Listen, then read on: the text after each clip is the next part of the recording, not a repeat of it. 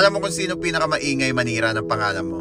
Yung mga tao na takot na magsalita ka ng totoo. Kasi pag lumabas ang katotohanan, tapos ang pelikula nila.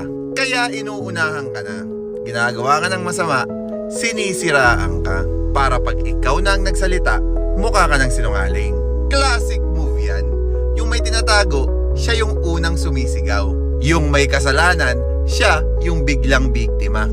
At yung guilty, sila yung sobrang defensive. Pero tandaan mo to, hindi ka nila sinisiraan dahil masama ka.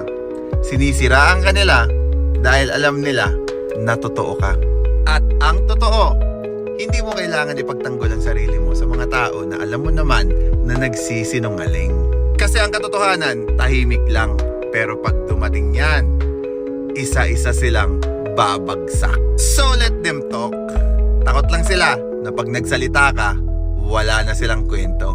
Diba? Peace out.